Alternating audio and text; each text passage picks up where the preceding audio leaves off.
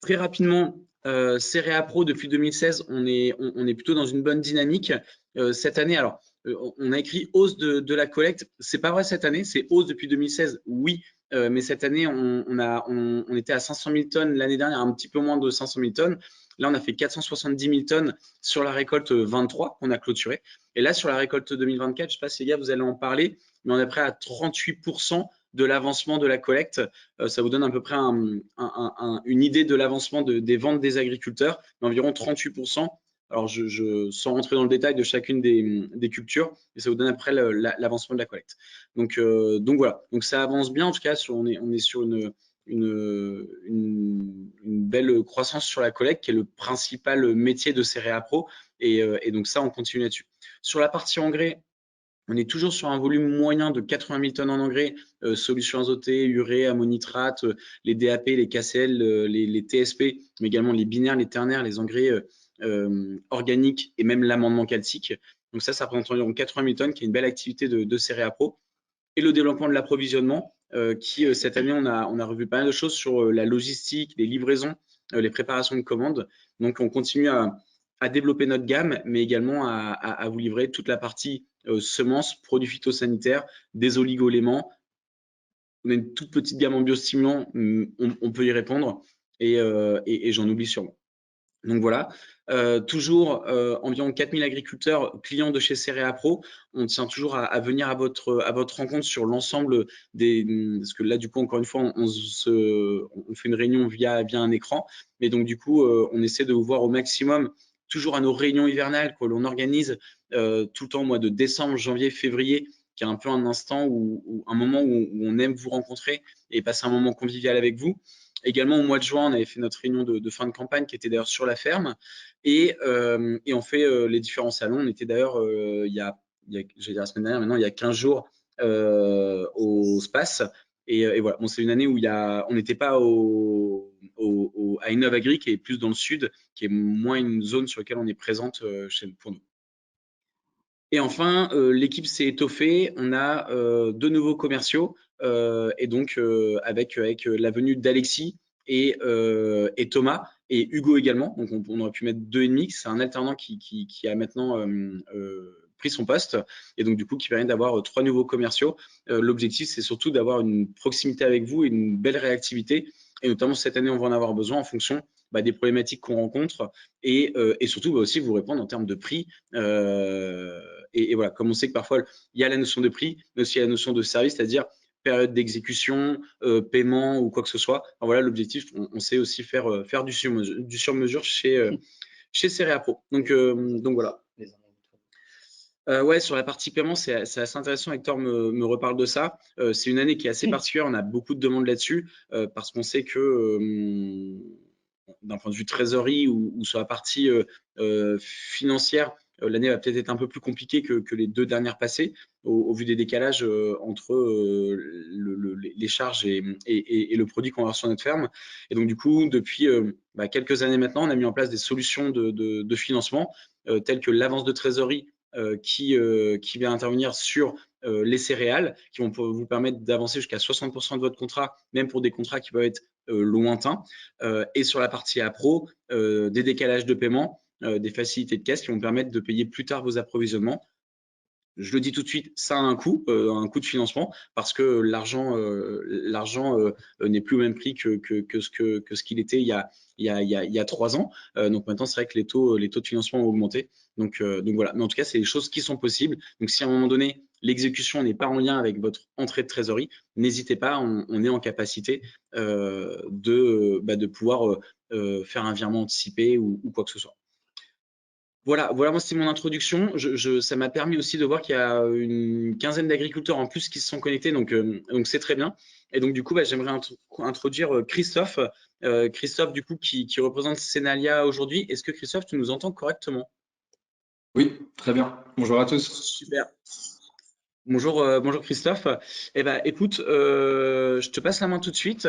Voilà, on a un petit 70 agriculteurs connectés, donc content en tout cas de réussir ça, et merci d'être connecté ce soir. Et Christophe, je te laisse la main, je te laisse te présenter et ensuite présenter Senalia, ses missions et les problématiques qu'on a rencontrées cette année. Donc, Christophe Lemaitre, je suis responsable d'exécution de la société Senalia, qui va gérer une grande partie export sur une partie du métier historique et ensuite l'approvisionnement d'usines telles que Cepol ou Tereos à Lillebonne pour l'éthanollerie, et ainsi que de l'import et de l'entreposage. Donc, moi, je vais m'occuper vraiment de la partie qui est liée à la partie agro-industrielle. Donc, Senalia, c'est une union coopérative qui a pris naissance dans la fin des années 50. Au tout début, c'était Lucasel et petit à petit, c'est une entreprise qui a grandi avec l'excédent exportable qui a grandi également. On a structuré notre entreprise vraiment vers l'export et la capacité de chargement sur Rouen. Dans les années 90, on a commencé à développer une diversification pour faire face aux variations des différentes moissons qui se suivent et qui se ne ressemblent pas. Et plus récemment, donc l'agro-industrie, ça va être essentiellement sur Cepol et Tereos. Après, on a fait de l'import de cacao également. Donc là, on va vraiment gérer plutôt la partie logistique et pas du tout les échanges commerciaux.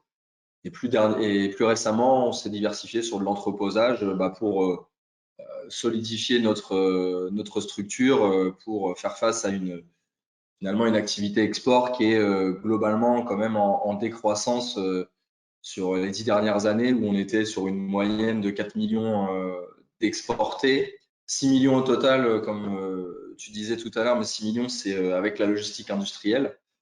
4 millions, c'est la moyenne sur 10 ans, et là, on est en train de descendre petit à petit pour atterrir aux 3 millions 7, 3 millions 6, et ça va encore bien décroître avec cette année.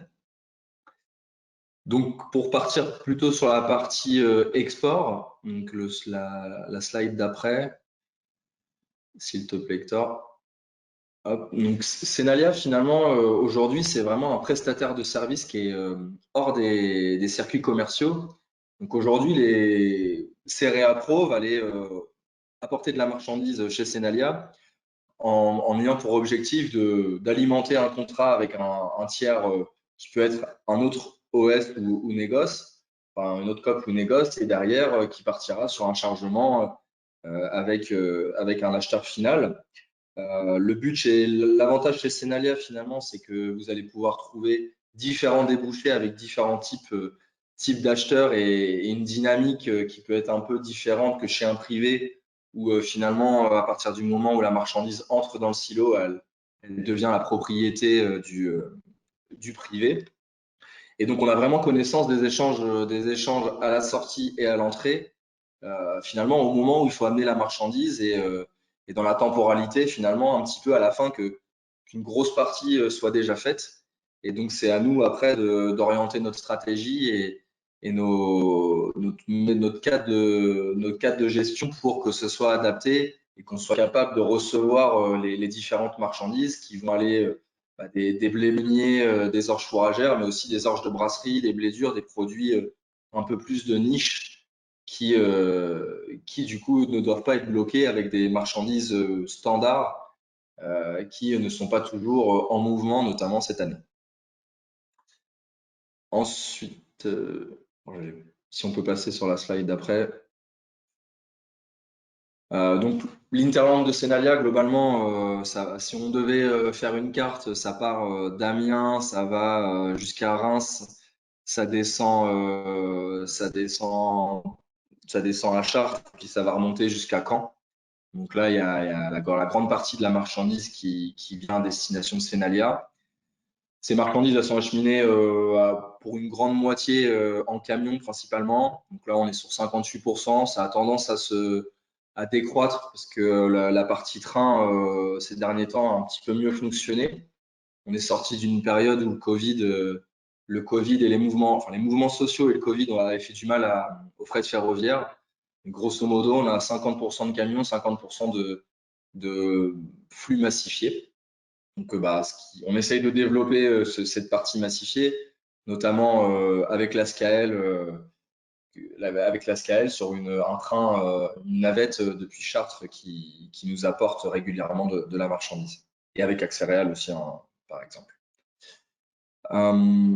Quand on a parlé des modes d'approche, ensuite, Donc là, c'est sur les volumes. Alors les volumes, on va les passer rapidement, mais grosso modo, ce qu'il faut se dire, c'est qu'on est sur 4 millions sur la moyenne à 10 ans. On est capable de passer de 5 millions d'œufs en 2016. En 2015-2016, on exporte 5 millions d'œufs. En 2016-2017, on exporte 1,8 million. Ce qui va ressembler à peu près à la séquence qu'on va avoir avec l'enchaînement des deux moissons, n'ayant pas eu non plus la plus grande campagne d'exportation l'année précédente. Mais on fait face vraiment à une problématique de grands yo-yo avec l'activité, donc ce qui apporte comment dire, qui fait ressortir les faiblesses du modèle, d'où le développement de la diversification. Sur la partie CEPOL et Lillebonne, donc là on voit les 2,7 millions d'activités agro-industrielles. On est plutôt assez régulier sur l'activité. Lillebonne, c'est quelque chose qui est en développement, donc il fabrique essentiellement, enfin le gros business, ça va être lié au gluten pour alimenter les pays scandinaves en gluten. Donc aujourd'hui, ça c'est quelque chose qui est plutôt en croissance et qui va certainement du coup s'accroître avec l'arrivée d'un industriel qui va fabriquer du plastique à base d'amidon de blé. Donc ça va certainement accentuer la consommation sur cette partie-là en blé tendre, passer du 850 000 à 1 million 100, 1 million 2 à l'horizon 2030. Et le colza, c'est assez linéaire. Par contre, on a une partie non négligeable qui se fait en importation, que ce soit du conventionnel, du métro classique ou de la graine OGM. Quelque chose de pas mal développé sur Rouen par CEPOL. Donc là, je vais vous montrer les destinations. Donc historiquement, le blé français a pour destination le nord de l'Afrique, hein. C'est vraiment la destination principale de par la distance, mais aussi de par l'historique entre nos deux pays et l'affection des meuniers avec nos blés français. Mais finalement, ça, c'était vrai avant, ça ne l'est plus forcément aujourd'hui. Donc ça a commencé par l'Algérie qui a commencé à décroître énormément juste avant le Covid. On a réussi à avoir une commercialisation régulière avec la Chine qui a estompé l'effet du ralentissement des exports vers l'Algérie. Là, on peut voir qu'en un an, on a reperdu 10% d'exportation. Donc c'est orge et blé. Le blé, ça va être du blé fourragé et du blé meunier. Ils sont venus chercher les deux types de blé différents. Donc il y a 2 ans, ils sont venus chercher des blés. Ils sont venus chercher, comment dire, des blés à faible Hackberg. Ils sont venus les prendre avec des PS un peu dégradés. Et là, l'année d'après, ils sont venus avec des protéines un peu plus standards, sur un 77 11,5 qu'on peut voir aussi en Algérie. Mais cette année, ils ne sont pas au rendez-vous, ni en blé et en orge, beaucoup moins que les années précédentes. Donc finalement, l'Algérie, elle a ouvert son cahier des charges pour permettre à d'autres origines de venir l'alimenter, notamment la Russie, qui commence à fidéliser l'Algérie. Et en termes de prix et de qualité, aujourd'hui, on n'y est pas du tout. Le Maroc, finalement, l'Algérie, c'est vraiment l'État algérien qui achète. Donc c'est assez cadré. Sur la Chine, c'est aussi l'État parce que c'est COFCO derrière. Et le Maroc, c'est plutôt des privés. Donc c'est peut-être là le seul débouché où cette année, le cahier des charges pourrait évoluer et pouvoir faire rentrer les blés français dans leurs besoins. Particularité au Maroc, c'est des achats qui sont soumis à restitution. Donc, c'est compliqué d'avoir une linéarité logistique comme on pouvait avoir sur l'Algérie, où l'Algérie achetait par quinzaine assez régulièrement. Le Maroc, l'acheteur marocain privé va attendre le montant des restitutions en début de mois.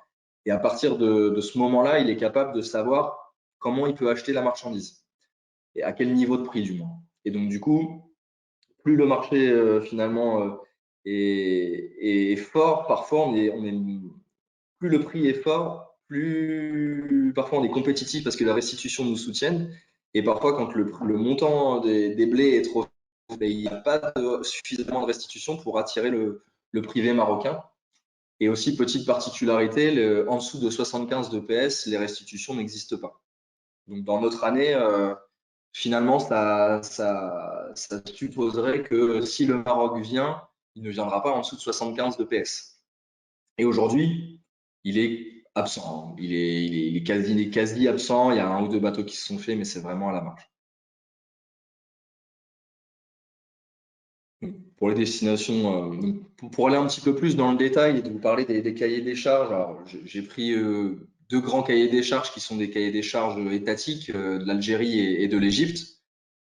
Les privés, après, peuvent construire le cahier des charges selon leurs besoins, le besoin des meuniers. Mais si on regarde l'Algérie, euh, plus précisément, donc on est sur un 78 pour être finalement au cahier des charges, réfactionnable jusqu'à 77. Le prix du point de PS, finalement, bah, c'est 1% du prix. Donc, ça va assez vite. Là, on voit l'exemple sur la droite. Pour un 77.2, on perd 0,80% du prix. Ça peut être un point si on va jusque 77, tout en sachant que ce 77-là, aujourd'hui, le PS, c'est pas un PS reconnu au départ, mais c'est un PS reconnu à l'arrivée. Donc, même la qualité qui est reconnue au chargement ne certifie, comment dire, ne nous garantit pas que la marchandise sera acceptée et conforme. Il se peut qu'on retrouve un PS un petit peu inférieur à 77 à l'arrivée. Et ça peut vite soit se négocier, soit être un refus pur et simple de, de la marchandise. Donc, ça peut être commercialement très, très compliqué. Et j'insiste aussi sur la méthode de référence. Finalement, aujourd'hui, on utilise les machines rapides, finalement, les TRDJ, les Infratec, des machines que vous pouvez voir dans les différents silos. Nous, au silo, on utilise le millimètre. Donc finalement, c'est le volume d'un litre qu'on va ramener, qu'on va corriger parce que la méthode de référence, normalement, c'est le volume de 20 litres pour déterminer le PS. Et c'est ça qui va attester vraiment le poids. Donc, ce qui peut créer des écarts entre le départ et l'arrivée, hein. Donc, et c'est assez fin parce que finalement, nous derrière, à Rouen, là, vous voyez que enfin, vous vendez vos 76 11 220. Derrière, le cahier des charges Algérie, c'est 77. Donc là, quand tout va bien, l'Algérie peut venir malgré que ce soit 76 11 220 de base. Le chargeur est quand même fourni avec du 77. Aujourd'hui, quand on transfère une propriété, c'est à 76 00. Et donc derrière, le chargeur se retrouve avec un achat qui est difficilement exportable. Et qui plus est, les marchés traditionnels ne récupèrent pas ce type de marchandises. Donc même le 76 aujourd'hui, c'est compliqué. Et sachant qu'un 76, s'il est constitué de manière à peu près, on va dire, arithmétique, avec 50% de 75 et 50% de 77, nous derrière, on fait un travail d'allotement et on parvient à valoriser une partie du tas tout en obligeant les chargeurs à charger du 75 pour équilibrer les silos.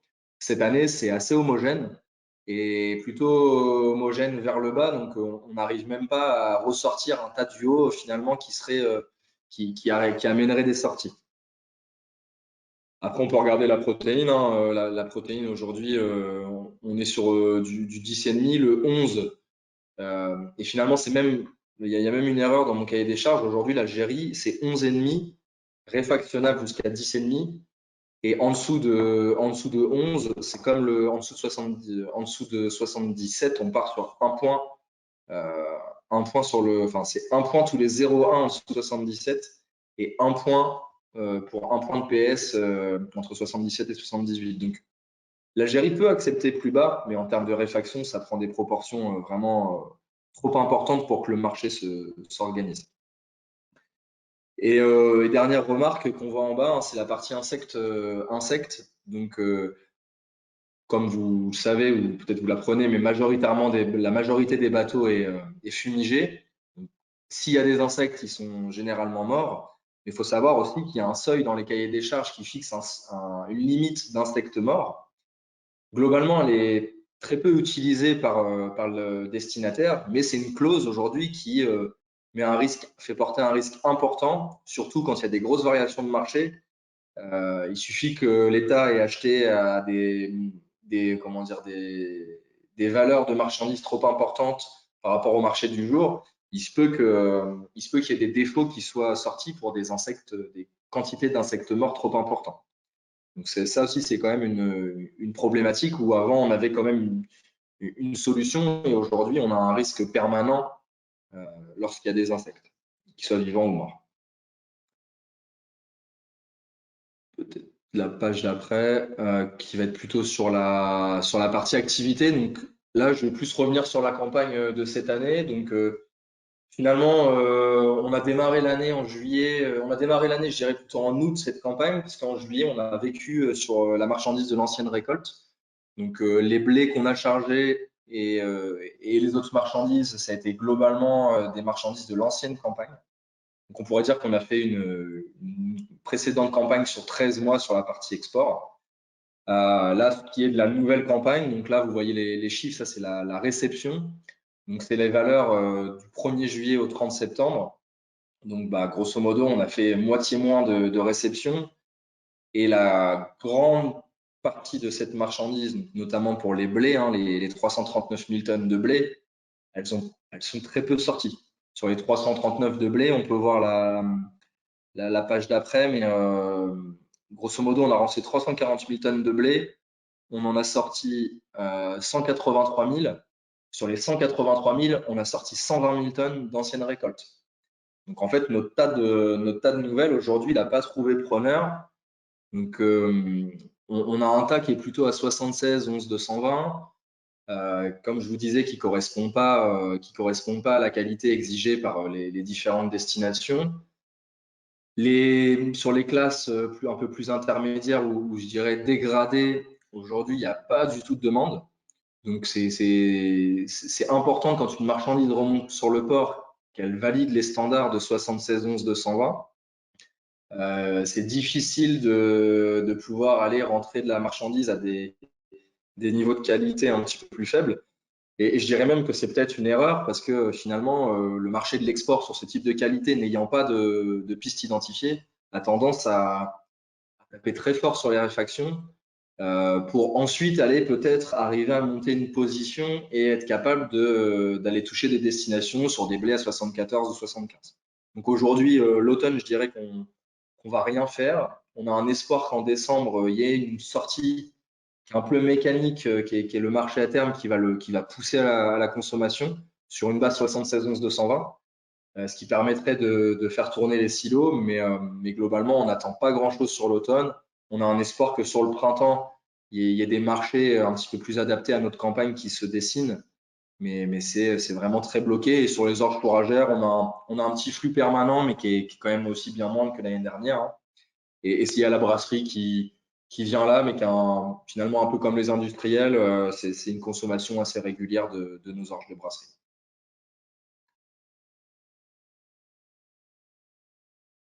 Voilà, j'ai rien à ajouter. Ouais, Christophe, là, c'est Pierre-Antoine donc de chez Céréa Pro. Comme en face de nous, là, on a des agriculteurs chez qui on charge des céréales et dont, alors pas forcément cette année, mais habituellement les camions viennent chez Senalia.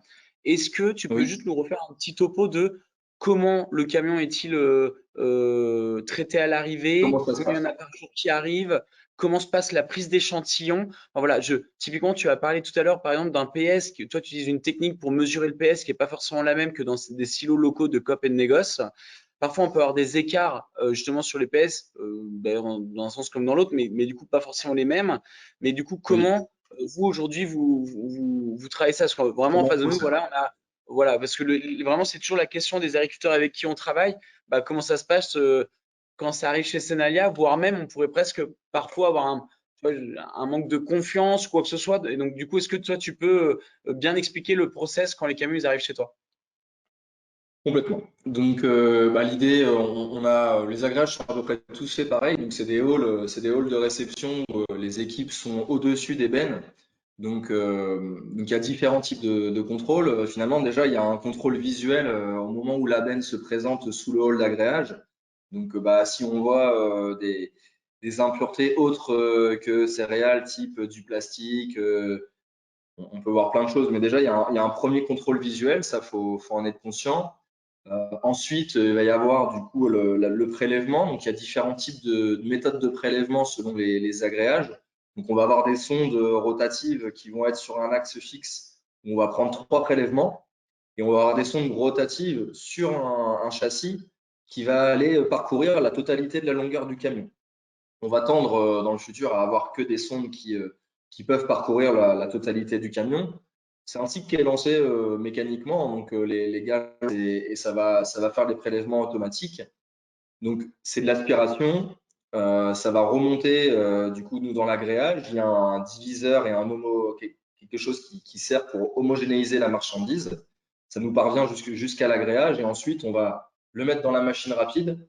Donc ça, principalement, ça va être pour l'humidité et la protéine. Ça va nous indiquer le PS aussi. Mais pour autant, quand on a une problématique PS, on va aller faire une analyse complémentaire. Donc l'analyse complémentaire, c'est le millimètre. Donc comment on procède? On prend l'échantillon, on va le verser dans un subdiviseur pour avoir un échantillon le plus homogène possible. Derrière, on a notre volume d'1 litre qu'on va mettre dans une petite trémie. Donc le millimètre, vraiment, c'est un cylindre d'1 litre. Et au-dessus, on y met une petite trémie. On la remplit et elle va remplir le millimètre naturellement. C'est pas nous qui allons appuyer ou mettre le grain. C'est le grain naturellement qui tombe par gravité qui va remplir le millimètre. Et derrière, on le repose sur un petit engin de pesée. Et derrière, ça va nous sortir un volume, je dirais, admettons, ça, pour un PSA 77, ça va nous sortir 770 grammes. Et derrière, il y a une grille de correction. Donc ça, c'est dans l'addendum. Hein. Parce que normalement, la méthode de référence, elle se ferait sur 20 litres. Donc, pour pouvoir la faire sur 1 litre, il y a une correction qui peut aussi parfois créer l'écart hein, quand l'écart est faible. Parce que du coup, généralement, plus le PS est important, la correction, elle est en votre défaveur. Quand le PS est faible, elle est en votre faveur. Généralement, à 74, on va dire qu'il n'y a pas de correction. 76, on va enlever 0,3, 0,4. Et quand on va être à 72, 71, généralement, on va avoir tendance à rajouter 0,4, 0,5. Donc ça, c'est la grille qui est faite comme ça dans le glossaire de l'addendum. Donc là, nous, derrière ça, on va avoir des contrats commerciaux qui lient les parties. Par exemple, donc Cereapro qui vient, on va avoir des consignes globales qui sont plutôt liées à quelle est la moyenne que le livreur doit atteindre. Et derrière, on va se fixer des cadres mini pour éviter d'avoir des cellules un petit peu trop hétérogènes. Donc là, derrière, on voit si commercialement, mais ça, généralement, Cereapro a toujours la main pour trouver une solution. Après, il y a une autre partie dans l'agréage qui est la côté plutôt sanitaire. Donc finalement, bah, on va aller sentir la marchandise, hein, voir s'il n'y a pas de flair. Ça peut être aussi assez subjectif, mais généralement, on part du fait que bah, s'il y a un petit flair, et en fait, il n'y a pas de petit flair, c'est que quand la marchandise a de l'odeur, c'est considéré comme flair. Donc ça, c'est une marchandise qui est refusée. Ensuite, on a la partie insectes. Donc là, on va passer l'échantillon global, on va passer sur un tamis classique de 0,2 mm, 0,2 mm de maille. Et ensuite, on va voir s'il y a une détection d'insectes. Je ne vous cache pas qu'en hiver, on va avoir tendance à réchauffer le tamis pour voir si les insectes sont en train de dormir ou sont bien morts.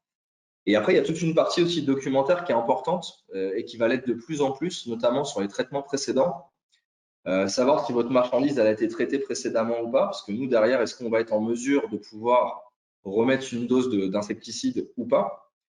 Et puis parfois aussi, si la dose a été mise très récemment, on évite de retraiter et on essaie de trouver des solutions qui évitent de faire du surdosage.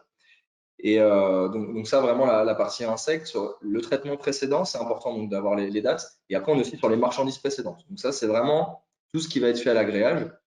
Et bien évidemment, après, la protéine. Et puis, si il y a l'Ackberg, si le Lackberg est problématique. L'Ackberg, pour vous donner un ordre d'idée, il y a une répétabilité de plus ou moins 40 secondes. Hein. Il y a tellement de variables qui peuvent créer de l'approximation que finalement, un 180, ça peut être un 220, mais un 180, ça peut être aussi un 140. Hein. Donc, pour vous donner un peu comment on bosse. Et derrière, nos équipes vont avoir leur cadre de gestion et nous, après, on va ségréguer les marchandises et on va les restituer aux livreurs pour qu'ils puissent après, derrière, faire leur commercialisation. Ok, merci, merci Christophe. On a parlé tout à l'heure des qualités et notamment du rythme qu'il y a sur Rouen qui aujourd'hui est quasiment à l'arrêt. Nous, par exemple, Serapro, on n'a rien à livrer et on n'a pas de rendez-vous, donc on ne peut rien livrer aujourd'hui sur Rouen. Quand le rythme va-t-il redémarrer? Techniquement, au plus tôt, je dirais qu'il va démarrer après la trêve. Donc il y a l'échéance de Matif de décembre sur laquelle on espère que le marché va forcer les sorties et ce qui va permettre d'avoir des débouchés courant décembre et de retrouver une situation de stockage un petit peu plus praticable pour reprendre, je dirais, à partir du 6 janvier, 6-13 janvier, de pouvoir reprendre des livraisons. Mais pas avant. Franchement, avant on n'y croit pas du tout. Aujourd'hui, le peu de place qui nous reste, on la préserve pour des marchés où il y a une fluidité assurée, type sur tous les produits de niche finalement qui vont venir parce il y a un débouché aussitôt. On se retrouve à traiter des blés durs parce qu'il y a un problème de disponibilité, notamment pour la semoulerie John Villiers pour Panzani. On a besoin de conserver cette place pour continuer quand même malgré tout à tourner. Ok. Et dernière question, et n'hésitez pas les agriculteurs à poser des questions dans le chat ou dans le petit onglet, la question qui est normalement sur le côté de l'écran. Moi, je t'en pose une dernière, après j'arrête de t'embêter. Nous, on est des livreurs direct ferme, c'est-à-dire que les camions partent des agriculteurs pour aller directement chez toi. Je rebondis parce qu'en fait, il y a une question qui dit, bah, moi, j'ai 20% de 76, alors là, je l'ai plus sous les yeux, et j'ai X% entre 76 et 74 et X% en dessous de 74, ce qui est donc du coup pas évident de faire un lot moyen qui va être acceptable avec la problématique de est-ce que j'isole mon 76 ou est-ce que je fais une moyenne du tas et je prends le risque malgré tout bah, du coup d'être en dessous. Ça, c'est une première question en gros, quel toi tu peux donner comme conseil aux agriculteurs. Et moi, j'en ai une autre, mais là, c'est aussi pour nous. Est-ce que tu vois une différence entre les lots livrés par une COP qui a travaillé son lot et le direct ferme ou non? Alors du coup, je vais répondre dans le désordre. Je vais commencer par la deuxième question. Ah, t'as pas le droit- de toute façon, tu n'as pas le Non. droit de répondre non. Ah, ouais, En bah, fait, super. pour être clair, on voit de moins en moins de différences. Ce qui est finalement preuve que les agriculteurs font bien le travail. Parfois, c'est assez surprenant aussi parce que on a des outils de COP ou enfin on va dire d'OS en général où on attend une marchandise finalement retravaillée et déjà aux normes et finalement c'est pas vrai, c'est pas forcément vrai dans la majorité des cas. Alors on a tous des problématiques. Par contre, on n'a pas forcément tous les outils et c'est assez surprenant parce que c'est pas toujours le cas. Et c'est même parfois pas très rassurant. Après, sur la partie des marchandises dégradées, je dirais que ce qui est important, c'est d'avoir aussi un partenaire sur les débouchés. Je pense du coup à Serapro et le Cureur qui permet de proposer des solutions dès que c'est possible, de pouvoir malgré tout travailler le tas du bas. Euh, mais par exemple, cette année, aujourd'hui, il faut vraiment être certain de ce que vous montez. Donc, un agréage, enfin, bien regarder le camion avant de l'envoyer, c'est très important. Je pense que c'est important pour la logistique, pour bien optimiser la logistique. Mais c'est aussi important parce que au port, aujourd'hui, il n'y a pas franchement de solution. Il y a des solutions qui sont très onéreuses. Donc clairement, les qualités qui sont vraiment faibles, je pense que c'est important de patienter et de trouver des solutions plutôt dans l'intérieur ou du moins dans l'Union européenne. Ok, Cette année, il ne c'est faut clair. pas y aller si vous n'êtes pas sûr, clairement. C'est un peu contre-productif pour l'export, je dirais. Mais finalement, nous, on n'aura même pas la solution. On va vous dépanner sur des choses à la marge, mais on ne va pas pouvoir créer un flux régulier tant que le marché aujourd'hui n'est pas là. Et non, non, clairement, aujourd'hui, c'est pas une bonne idée de monter des qualités dégradées sur le port. Ok, merci de cette explication. Je remarque pas de questions particulières qui remontent. Donc bah, écoute, on va te remercier. Est-ce que tu as peut-être un petit mot de la fin à nous dire, évoqué auprès de nos agris pour conclure ton intervention? Mais j'espère que ce sera la dernière comme ça. Je pense que dans ces moments-là, je pense que chaque structure et vous-même, vous avez toujours la capacité à avoir la résilience et trouver les solutions pour les années futures. Mais je pense que c'est important de trouver des filières ou du moins d'avoir un partenaire qui vous permet de trouver des débouchés, quelle que soit la marchandise. Et j'espère que Cerea Pro vous fournit ça. Mais nous, Senalia, on essaye de pouvoir répondre à toutes ces différentes demandes pour permettre de débloquer certaines situations. Donc, bon courage pour cette campagne et surtout, espérons que la prochaine soit bien meilleure. Bah, merci beaucoup Christophe pour ton temps passé, pour tes explications, c'était très clair. Et toi aussi bon courage parce que j'imagine que va falloir maintenant vider un peu les silos C'est ça. et voilà.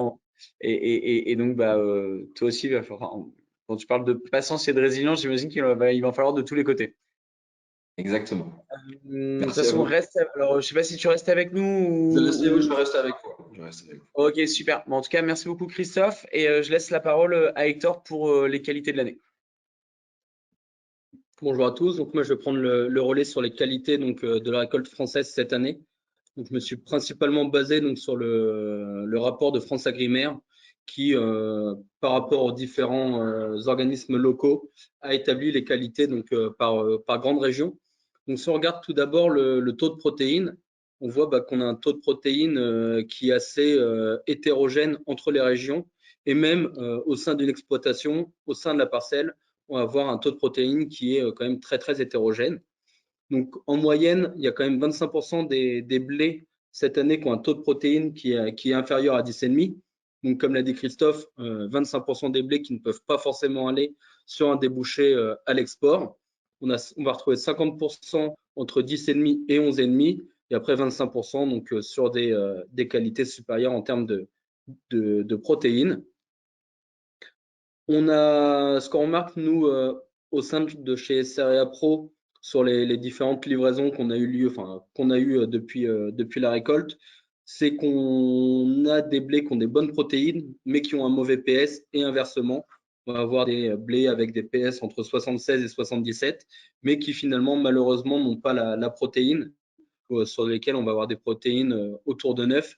Donc vraiment compliqué et difficile d'obtenir le couple PS-protéines, qui est quand même l'élément pour un blé meunier et un blé exportable.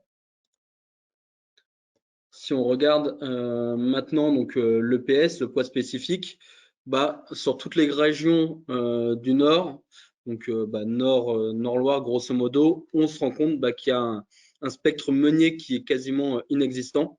Donc c'est vraiment fort marqué sur la région de France, sur l'Est, également en centre-Val de Loire, où on a quasiment les 3/4 des blés, voire plus de 3/4 des blés qui n'ont pas la qualité, donc qui de 76 de PS est requis pour le marché français, mais Christophe l'a très bien expliqué, c'est un 77 qui est en fait demandé par les exportateurs pour aller sur les destinations. Donc nous, on estime qu'il y a 35% des blés qui ont un PS qui est inférieur à 74, donc qui va être valorisé en tant que blé fourragé, avec certains lots qui peuvent descendre en dessous des 65 kg par hectolitre. On a 40% des blés qui se situent entre 74 et 76. Donc là, sur lesquels il va falloir vraiment faire attention au taux de protéines que l'on a.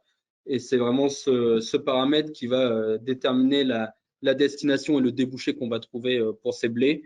On a quand même 25% des blés qui ont plus de 76, donc qui ont potentiellement, qui vont pouvoir être exportés.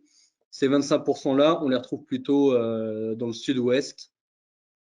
Donc, un marché du blé meunier qui sera plutôt présent cette année sur le port de La Rochelle, car les blés vont venir naturellement de cette zone. On a voulu faire aussi un petit focus sur l'ergot.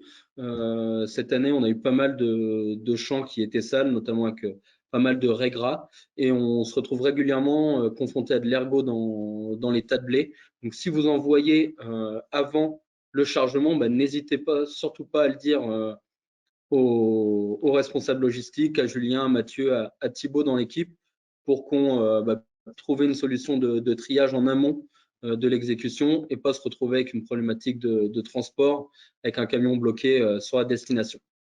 L'ergot, c'est toxique et il y a une tolérance qui est très très faible, c'est 0,2 g par kilo d'échantillon. Donc, si on trouve 1 grain dans l'échantillon, on est directement sur le niveau cette tolérance. On est directement au-dessus. Donc, un petit rappel maintenant des cahiers des charges, donc acheteurs. Donc, le blé meunier pour l'export, donc c'est 76 de PS, 11 de protéines, donc minimum en moyenne du lot. Et il faut vraiment avoir des blés donc, qui sont homogènes, donc avec très peu de variabilité. On ne peut pas réceptionner un blé qui a 77 de PS, mais qui est inférieur à 10 de protéines. Et inversement, un blé qui a 73 de PS, mais qui a une bonne protéine à 12,5-13. Il y a des variables qui sont trop importantes et les opérateurs portuaires comme Senalia ne peuvent pas mélanger suffisamment ces qualités pour obtenir un blé aux normes 76-221. Sur le marché français, donc chez les fabricants d'aliments, donc le marché fourrager, on a un cahier des charges qui accepte en année classique entre 74 et 72 de PS. Et cette année, les usines ont une tolérance jusqu'à 70 kg, donc dans lequel on va retrouver quasiment l'ensemble de la production française qui va rentrer dans ce spectre 70-74. Les protéines, donc c'est un cahier des charges qui est entre 10,5 et 10. Certaines usines vont avoir des tolérances ou mettre des petites réfactions pour des protéines en dessous, mais il y a moins de risques de refus à l'arrivée que si on part sur un blé meunier. Et jusqu'à présent, on a eu très peu de refus, que ce soit sur les usines en Vendée, dans la Sarthe, sur le nord de la France ou même dans la région centre. Et enfin, donc, un troisième débouché qui est très important chez Cereapro, c'est le débouché du nord communautaire. Donc là, les Belges, les Hollandais, qui eux ont un cahier des charges qui est encore moins restrictif que le cahier des charges français. Donc en termes de PS, on va être en 72 bases, 70 mini. On a certains contrats qui peuvent descendre en dessous autour des 67. On est en train de voir avec nos acheteurs pour renégocier vraiment pour des lots très particuliers. Et la protéine requise est 9% minimum. Donc voilà, tous les blés que l'on a sans protéines vont naturellement aller sur ce débouché fabricant sur le nord communautaire. Aujourd'hui, donc maintenant, comment se calcule un reclassement? Donc ça, c'est notamment pour les agriculteurs avec qui on avait engagé de la marchandise en blé meunier avant la récolte et qui aujourd'hui se rendent compte que les qualités ne sont pas là. Donc on va regarder vraiment 4 éléments différents. Donc le prix du matif lorsqu'on a contractualisé ensemble, donc avant la récolte. Donc ce prix du matif, lui, ne bouge pas, on le garde, il est fixe dans le temps et on va seulement venir travailler sur ce qu'on appelle les primes, donc venir bouger la partie base, donc entre les coûts de transport et les achats et la vente de la prime fourragère. En fait, nous, avant la récolte, quand vous nous avez vendu du blé meunier, nous, on l'a directement revendu via le matif pour sécuriser le prix et via la prime meunière, donc pour sécuriser le débouché sur Rouen. Donc là, on a vendu à Lecura, par exemple, une prime meunière avec un primatif. Donc la vente est sécurisée. Maintenant, on se rend compte qu'on n'a pas la qualité. Donc moi, Cereapro, Lecura a toujours besoin de la marchandise. Donc je vais devoir racheter dans le marché un blé meunier, donc qui coûte logiquement plus cher cette année parce que comme on l'a vu précédemment, il y en a moins. Et je vais revendre dans le même temps votre blé en fourragé, donc sur une usine soit française, soit belge. On va avoir un écart de prix, de prime entre la valeur meunière et la valeur fourragère. Et le quatrième élément, c'est l'écart des coûts de transport que l'on a entre votre ferme, la destination portuaire, et votre ferme, la destination chez le fabricant d'aliments. Donc pour tous ceux qui pour l'instant n'ont pas encore refait les qualités donc sur ce qui avait été engagé avant récolte, n'hésitez pas à en discuter directement avec vos responsables de secteur.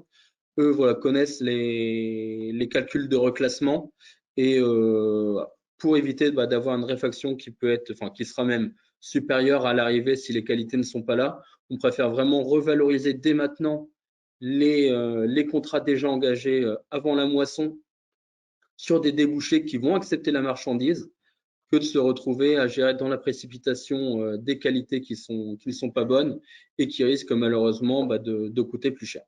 Parce que si on prend l'exemple d'un camion qui part de Chartres, qui va à Rouen, qui est refusé sur Rouen, nous, on va l'envoyer sur un silo ou sur un site qui peut l'accepter. Donc, on va avoir un coût de transport supplémentaire pour l'envoyer sur cette deuxième destination. Maintenant, pour vendre les qualités stockées et créer de nouveaux engagements chez nous, donc on a les différentes qualités. Donc, sur le site internet, sur l'application, vous avez tous les blés avec les qualités proposées.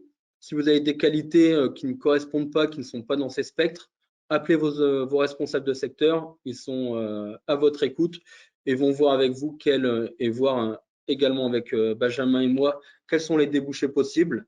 On est en relation, nous, avec les acheteurs, avec tous les acheteurs français, avec des acheteurs belges, pour vraiment valoriser toutes les qualités de blé cette année.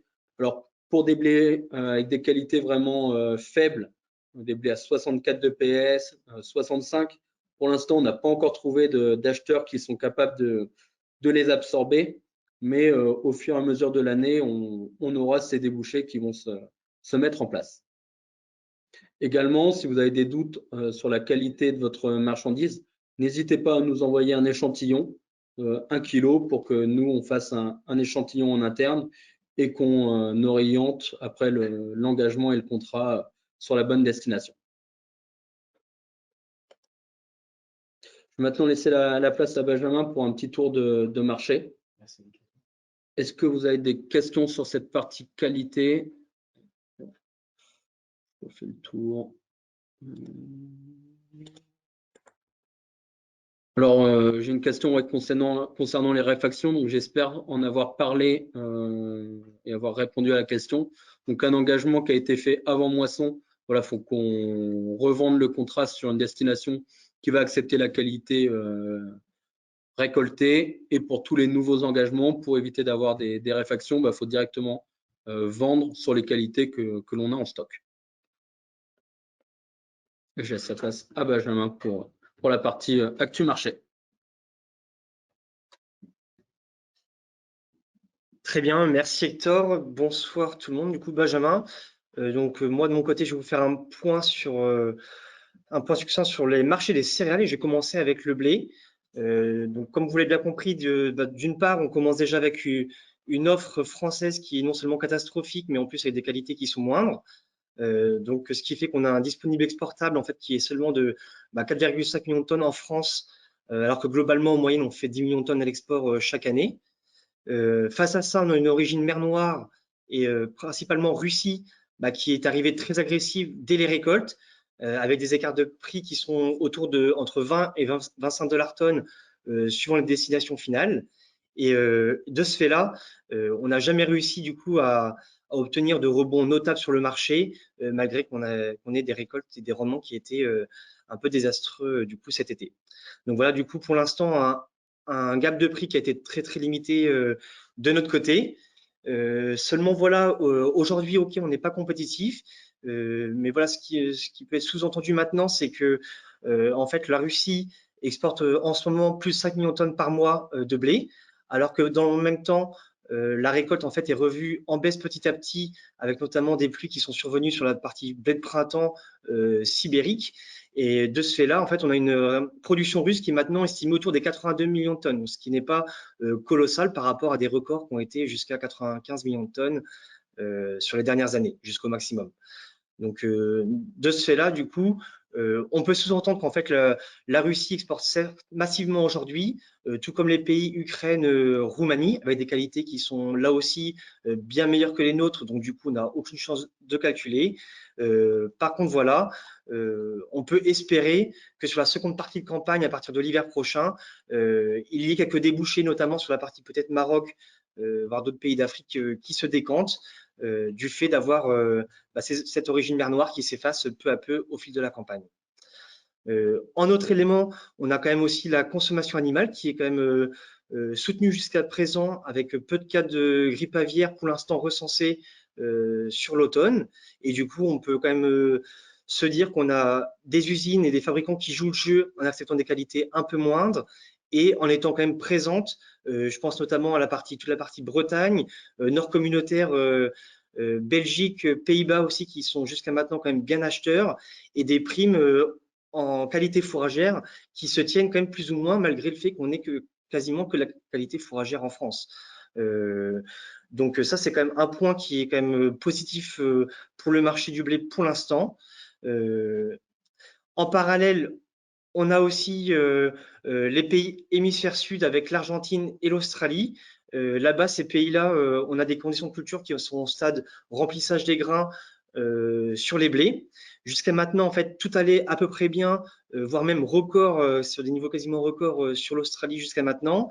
Mais depuis 15 jours, 3 semaines, la tendance vire un peu au sec et les perspectives sont plutôt sèches aussi sur ces pays-là lors de la fin de cycle. Donc voilà, la tendance était quand même bonne, voire très bonne sur l'Australie, mais attention à ce qu'il n'y ait pas des révisions un peu à la baisse sur les prochaines semaines, si le sec perdure encore sur les jours et semaines à venir.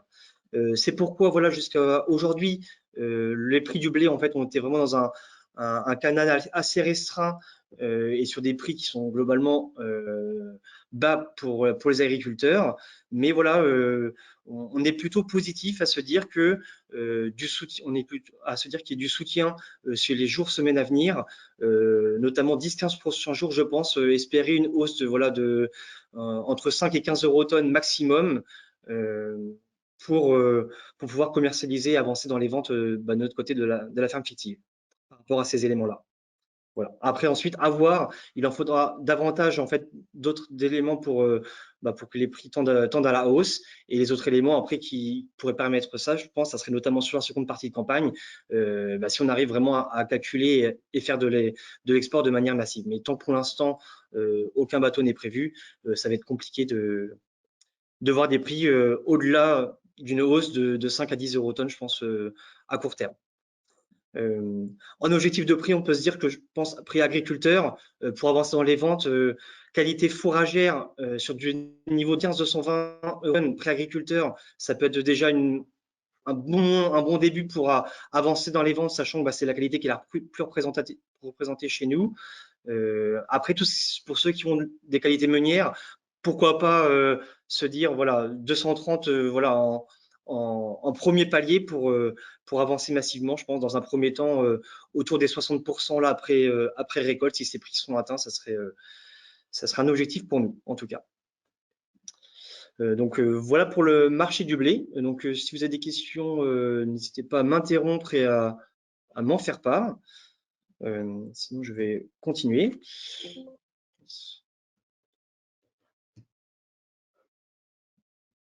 Voilà, donc un petit point sur les orges fourragères. En fin de compte, c'est un marché qui est très compliqué cette année. Là aussi, petite quantité et petite qualité sur le territoire français. Les industriels ont quand même, faut le dire, jouent quand même le jeu en acceptant des qualités qui sont aussi plus basses que d'habitude. Je pense notamment voilà, Belgique, Pays-Bas, où maintenant les critères sont sur du PS 60 contre 62 initialement. Les Bretons aussi sont plus indulgents face à ça, avec ces qualités qui sont un peu amoindries. Après, pour tous ceux qui ont des lots sur des qualités type 55 de PS ou alentour, voilà, c'est vraiment à faire au cas par cas. Pour l'instant, la demande ne s'est pas vraiment exprimée de manière massive sur ces qualités-là. Donc, il faut vraiment nous contacter, nous proposer vos lots pour qu'on essaie de vous travailler ça. Sinon, globalement, les primes sont quand même plutôt restées sur des niveaux basses cette année en orge fourragère, parce que en fait, le marché chinois n'est pas revenu chez nous tout simplement depuis le début de la campagne. On note déjà en fait que le marché chinois est un peu en berne du point de vue économique sur le pays, donc quand même moins d'importations en fait sur l'année sur ce pays-là, d'une part. Et d'autre part, on a une offre locale qui est aussi très très agressive, avec un prix du maïs local en Chine qui fait que se déprécier depuis les dernières semaines, derniers mois. Et en fin de compte, du coup, l'orge fourragère rentre très difficilement dans les rations animales pour les élevages porcins sur le marché asiatique. Et c'est pour ça qu'aujourd'hui, on n'a vraiment aucune demande en fait de ce pays-là pour l'instant. Et c'est vrai que là, à court terme, on s'attend pas du tout à ce que ça se décante, en tout cas au moins avant l'hiver prochain, pour avoir espéré une amélioration. Donc heureusement pour nous entre guillemets, c'est qu'on a indisponible exportable qui est aussi restreint en France, donc on n'a pas besoin d'exporter beaucoup. Pour l'instant, on a quand même les industriels qui achètent petit à petit des lots tout de même en orge, même si c'est pas le produit le plus compétitif, notamment par rapport à du blé qui reste plus intéressant dans les rations animales aujourd'hui. Mais voilà, c'est un marché, du coup, l'orge fourragère qui est quand même suiveur du blé, mais sur lequel on n'attend pas pour l'instant à ce qu'il y ait des bases qui rentrent massivement, en tout cas, d'un point de vue prix agriculteur. Si je passe maintenant au marché du maïs, là pour le coup, on part sur une offre qui s'annonce être beaucoup plus confortable que sur les autres céréales, avec notamment des récoltes qui sont attendues quand même sur les niveaux hauts, voire records. Je pense États-Unis, où les récoltes sont en cours maintenant, avancées à 20% maintenant, et une récolte qui est estimée autour des 85 millions de tonnes, si je ne m'abuse. Voilà, les rendements sont en ligne avec les attentes. Et du coup, on s'attend voilà, à des stocks qui sont plutôt importants sur ce pays. En Europe aussi, le climat a quand même été aussi favorable en fait sur toute la partie Europe de l'Ouest, avec les pluies régulières sur l'été. Forcément, on s'attend à ce qu'il y ait des rendements plus que corrects en fait sur les pays, France, Allemagne notamment. Néanmoins, voilà, ce qui se passe sur le maïs, c'est qu'on a aussi un petit regain de tension à court terme et des prix qui ont tendance à remonter un petit peu. D'une part, on a en fait déjà des pluies en fait, récurrentes qui ont lieu chez nous, comme vous pouvez le constater, et du coup retardent en fait les récoltes de maïs. Donc forcément, tous ceux chez qui il reste du maïs sous dur, ancienne campagne ou qui peuvent récolter un peu maïs primeur, peuvent être privilégiés avec des prix meilleurs que de la nouvelle campagne. Ça, c'est un premier point et qui permet d'avoir des prix qui se tiennent pour l'instant. On a aussi des récoltes qui ont lieu actuellement sur la Roumanie, Ukraine, qui sont aussi bien inférieures aux années précédentes parce que sur ces pays-là, l'été était très sec, voire même chaud. Et du coup, voilà, des rendements faibles par là-bas. Et du coup, ça soutient les cours tant qu'en fait, on n'a pas vraiment l'arrivée massive de la récolte ouest européenne. Ça, c'est le second point. Et le dernier point, c'est aussi l'hémisphère sud avec le Brésil et l'Argentine, où on a en fait une saison sèche sur ces pays-là qui est présente et qui perdure de manière bien plus longue que d'habitude, si je puis dire. Et normalement, ces saisons sèches, en fait, elles se terminent début septembre. Les agriculteurs en Argentine commencent déjà leur semis de maïs maintenant. Là, pour l'instant, c'est sec. Au Brésil, voilà, c'est surtout les semis de soja qui ont lieu sur toute la partie Mato Grosso, etc., nord du pays. Du coup, ces semis-là ne se font pas du fait de la période sèche. Et tout retard dans les semis de soja entraîne un retard dans le cycle de manière générale au Brésil. Pourquoi? Parce que derrière leur soja, les Brésiliens ressèment un maïs, globalement courant janvier-février, juste après les récoltes de soja. Et donc là, ces maïs-là vont faire ça ont plus de chances de faire face à une saison sèche après qui arrive à partir de avril-mai de l'année d'après. Donc c'est pour ça que là, c'est vraiment le point noir qui peut être à surveiller, le Brésil. Pour l'instant, il n'y a pas de pluie à prévoir sur les 7-10 prochains jours sur le pays, quoi. Donc c'est ce qui permet aussi d'avoir un maintien, voire une hausse des prix actuellement. Voilà, en termes de ferme fictive, du coup, et nous de ferme pilote, on a plutôt tendance à dire que voilà, de profiter un peu le rebond qu'on a actuellement, pourquoi pas espérer encore un 5 euros tonne. Là, on a encore bien monté encore un peu aujourd'hui, mais encore 5 euros tonne de hausse, pourquoi pas pour avancer dans les ventes maïs nouvelle campagne. Parce que voilà, dès que les récoltes vont battre de leur plein, entre guillemets, chez nous, on risque tout de même d'avoir un peu une petite pression récolte après fin octobre et voire sur le même novembre en général sur ce produit-là. Donc pour ceux qui n'ont encore pas engagé, voilà, je pense qu'on arrive à racoler autour des 200 euros tonnes prix agriculteurs, voilà, plus ou moins 5-10 suivant les secteurs après. Mais je pense que c'est des niveaux qui peuvent être intéressants à marquer pour ceux ayant peu engagé jusqu'à maintenant. Voilà pour le maïs. Et ensuite, un dernier point, c'est sur les oléagineux avec le colza, où là aussi, de manière générale, on observe un élément moteur qui est en fait tout le complexe oléagineux avec le marché des huiles. Globalement, on a des prix d'huile de palme qui se tiennent et qui ont même franchi les 4000 ringgit la tonne dernièrement, où la demande était au rendez-vous et une offre ainsi assez limitée. Donc l'huile de palme quand même reste vraiment dans une tendance de fermeté à aujourd'hui. Là aussi, en fait, en soja, on s'attend, voilà, comme en maïs, à avoir une grosse récolte en fait américaine aux États-Unis avec 125 millions de tonnes de produits cette année, donc ce qui va être colossal. Mais en revanche, il y a le point noir actuel qui est sur le Brésil, en fait, hein, où la saison sèche est toujours au rendez-vous. Et pour l'instant, on a des semis de soja qui peuvent être estimés en baisse de facilement 10-15% si les pluies ne surviennent pas quand même rapidement dans les prochaines semaines. Donc voilà pourquoi le soja du coup aussi se tient pour l'instant malgré la bonne récolte américaine. En tournesol, c'est la mer Noire comme en maïs qui a souffert en fait d'un été sec ces derniers mois, et du coup on a des petits rendements sur Roumanie, Ukraine et même sur le sud de la Russie. De ce fait-là, les prix de tournesol et du coup d'huile de tournesol sont aussi au rendez-vous. On a d'ailleurs, voilà, on collecte aussi quand même pas mal de tournesol aujourd'hui. N'hésitez pas à regarder nos prix en ligne, et pour l'instant les prix se tiennent bien, quoi. Donc lorsque vous entrez dans les récoltes, voilà, se dire pourquoi pas commencer à marquer des ventes tournesol sur les prix actuels, ça peut ne pas être une mauvaise idée selon nous. Le dernier point, c'est sur la graine noire avec le colza, où là, les récoltes ukrainiennes, c'était l'été dernier sur les normales par rapport aux dernières années. Le sec actuel qui pénalise la mer Noire ont pénalisé aussi les SMIC colza ukrainiens. Aujourd'hui, ils sont estimés en baisse de 17% par rapport aux dernières années. Ce qui fait que voilà, on part avec une épine dans le pied sur la mer Noire pour l'année prochaine en colza. À côté de ça, on a du coup un prix de la graine noire qui vient racoler avec les 500 € tonnes. Aujourd'hui, prix agriculteur. Sur de nombreux secteurs, on voit qu'on a 500 € tonnes qui est au rendez-vous. On a un peu communiqué là-dessus, notamment semaine dernière quand on l'a atteint une première fois.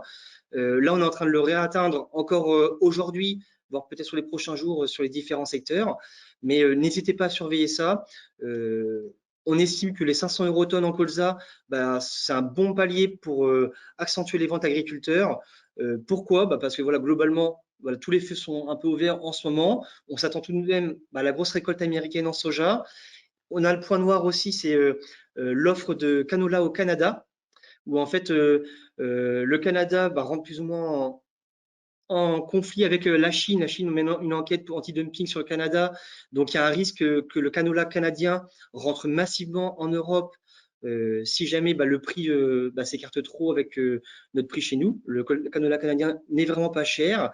Donc, attention à cette concurrence du canola qui peut vite en fait inonder en fait les usines et le marché français si jamais l'écart devient trop important par rapport à nos prix chez nous. C'est pour ça que là aussi, on n'a pas la même situation qu'il y a 2 ans où on avait un colza qui s'était emballé sur les 700 € tonnes, voire plus côté agriculteur, parce que si les prix du colza montent un peu trop, pour nous le canola canadien fera un peu son job en rentrant chez nous et limitera du coup le potentiel de hausse. Et c'est pourquoi voilà. Aujourd'hui, pour nous, marquer un 500 € tonne prix agriculteur, c'est une bonne occasion d'avancer dans les ventes autour de 60% dans un premier temps. Pourquoi pas, après attendre pour en marquer davantage, mais c'est un bon palier selon nous. Voilà, et une dernière chose aussi sur le colza, c'est attention, où maintenant, nous, on a plutôt tendance à sentir que les usines commencent à être bien couvertes déjà sur la partie octobre-décembre. Donc, tous ceux qui voulaient aussi faire potentiellement des départs plus ou moins rapides sur cette période, pour des besoins de place ou de trésorerie, voilà, bien prendre en compte qu'à un moment donné, voilà, on arrive maintenant déjà début octobre, le temps passe et après, on peut très vite se retrouver à avoir à se tourner vers du janvier-mars, voire au-delà derrière. Donc, pour ceux qui ont besoin de vent sur du rapproché, attention à prendre des places sur ces créneaux. Voilà pour ma part. Du coup, j'ai fait un petit tour d'horizon un peu sur les céréales oléagineux. N'hésitez pas à mettre vos commentaires si vous avez des questions. de ce que je vois, il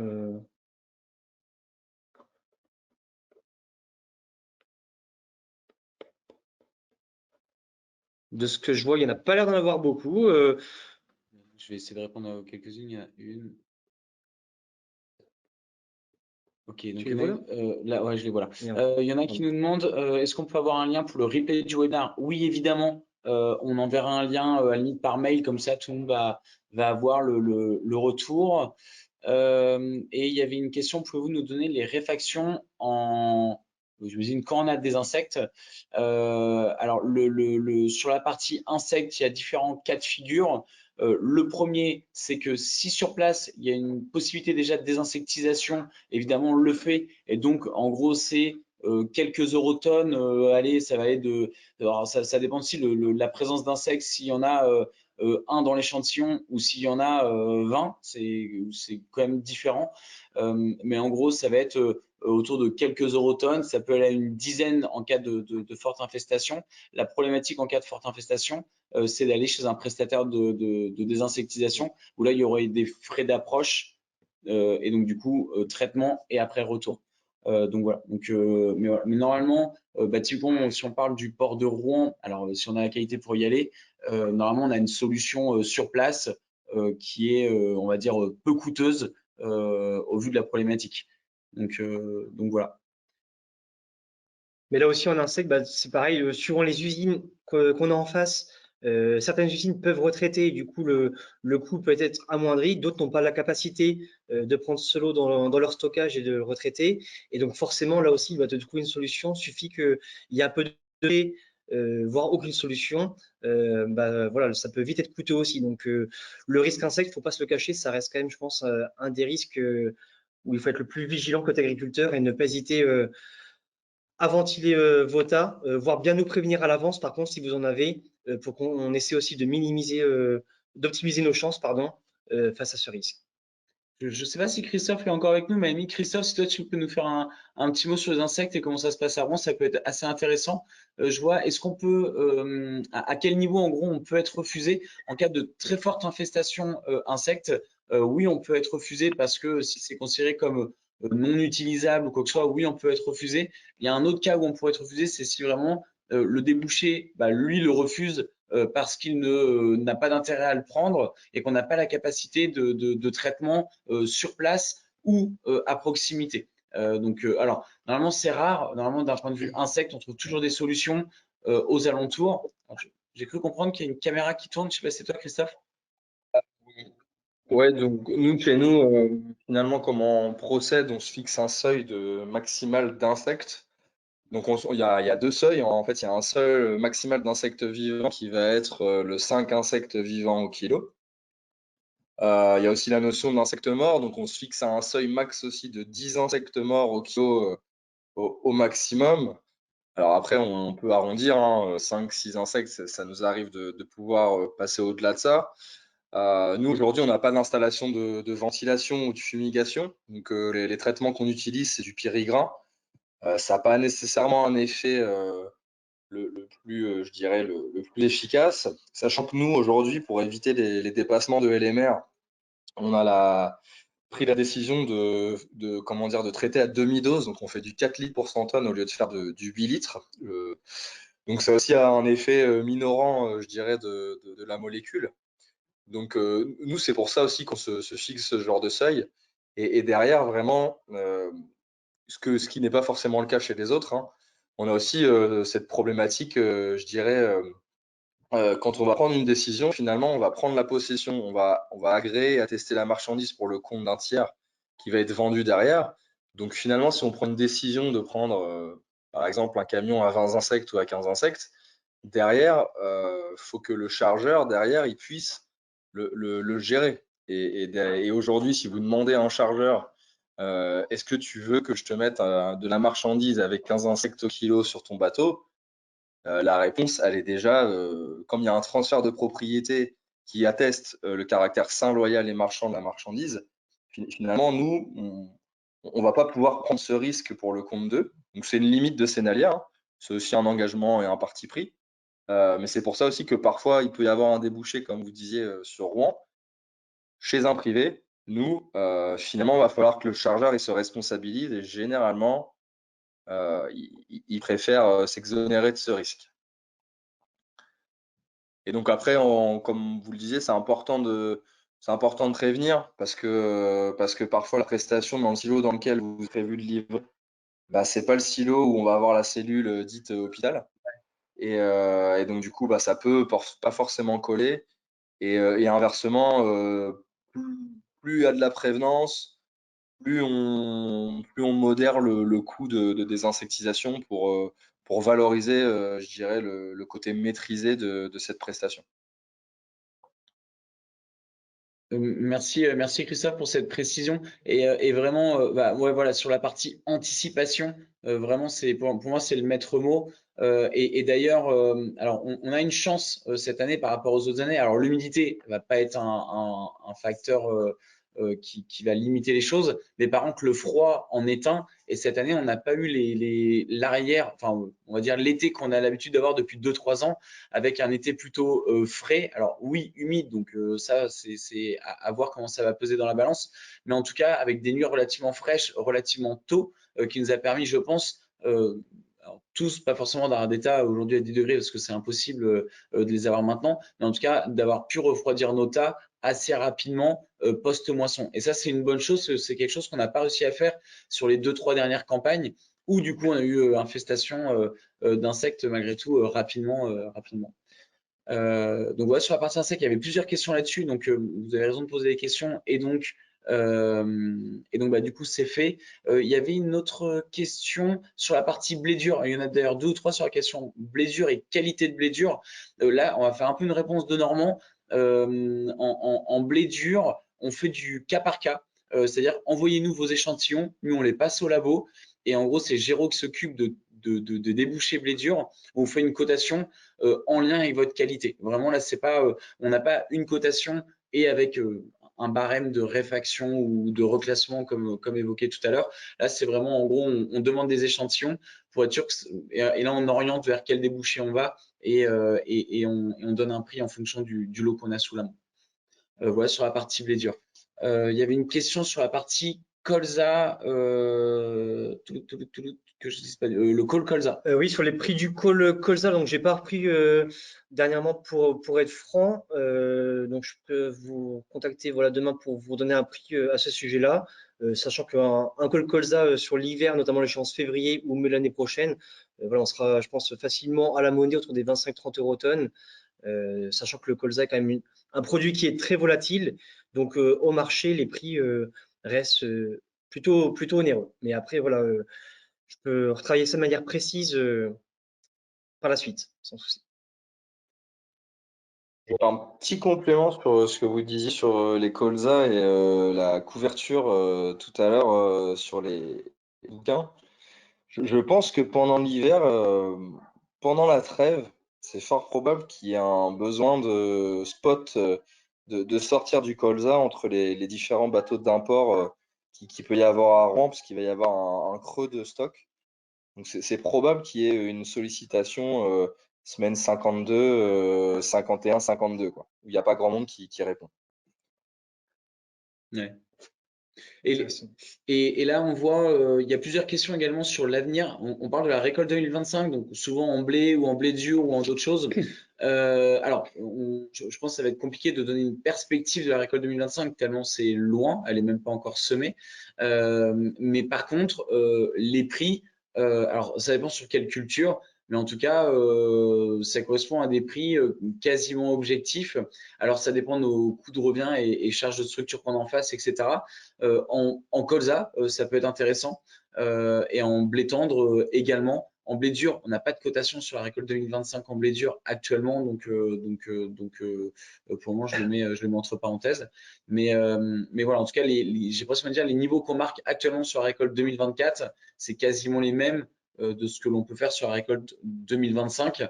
Donc, si vous y trouvez de l'intérêt, en tout cas, vous pouvez déjà le faire, sans mettre évidemment tous ces œufs dans le même panier et que ça représente que quelques. Sachant que sur le blé, vous avez à la fois des prix en meunier comme en qualité fourragère aussi, pour ceux qui ne veulent pas prendre le risque d'avoir un souci de ce côté-là pour l'année prochaine. Et c'est vrai que j'ai pas trop fait le point tout à l'heure sur le blé R25. Mais voilà, en deux mots, globalement, le point noir du moment, c'est quand même les semis en mer Noire et sur la Russie, où en fait, ils ont déjà débuté depuis 3 semaines maintenant environ. Et pour l'instant, le sec sévit toujours sur toute la zone blé d'hiver russe. Et pour l'instant, on attend à ce qu'il y ait des surfaces en baisse de 8 à 10% potentiellement sur le pays. Donc c'est un premier point noir. Après, à voir chez nous, est-ce que ça se décante ou pas? Est-ce qu'on va rester sur un climat humide à l'automne comme l'an passé ou non? Ça va être le gros sujet qui peut faire varier les cours certainement. Mais voilà, c'est un peu les premiers points qu'on a pour l'instant. Et même en termes de stock, comme la Russie exporte déjà massivement en ce moment, on peut aussi sous-entendre que voilà, les stocks fin de campagne à l'année prochaine aussi seront pas non plus colossaux. Donc tout sera dépendant en fait de ces semis automnales et ensuite du risque climatique sur le printemps prochain. Moi, j'aimerais compléter aussi pour la campagne 2025. On fait quand même une réunion aujourd'hui sur les qualités de ce qu'on a récolté là sur la 24. On vous propose maintenant, ça va faire 1 an qu'on fait ça chez Cerea Pro, c'est de vendre un contrat Euronext. Donc on vend seulement du matif et on viendra vendre la partie donc base, la partie physique à la récolte, donc au moment où on connaîtra la qualité. Donc ça permet de fixer un matif et de se dire l'année prochaine à la récolte, j'ai la qualité meunière, on le vend en blé meunier, j'ai la qualité fourragère, on le vend sur une base fourragère et pas avoir des reclassements comme on peut avoir cette année. Donc ça, c'est vraiment alors, soit on vend directement au fourrager parce que l'écart entre le meunier et fourrager est peu important, donc voilà, on prend aucun risque. Soit on se dit 8 années sur 10, j'ai la qualité meunière, donc je vends en meunier. Mais on a aussi cette troisième option de vendre juste la référence matif et ensuite, dans un deuxième temps, de venir fixer les bases.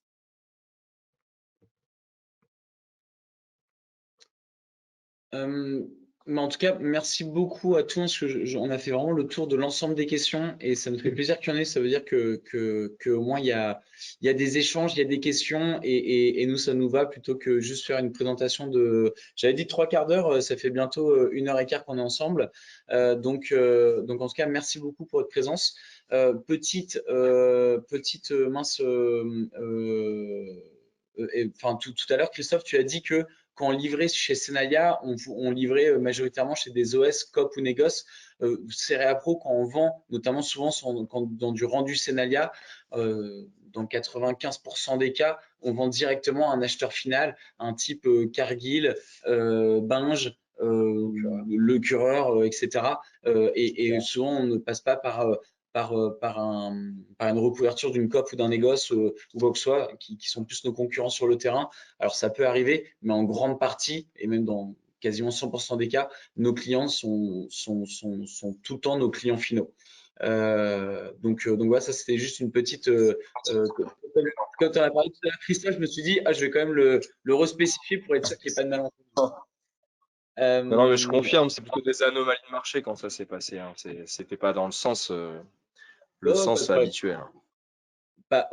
Aucun problème. Et encore une fois, merci Christophe pour ton intervention. J'espère que ça a pu permettre à tout le monde de se rendre un petit peu compte du métier de Senalia. Ce serait que Senalia, forcément, vous êtes un grand silo, un gros opérateur sur Rouen. Et parfois d'ailleurs, on peut se dire que Senalia est un acheteur de céréales.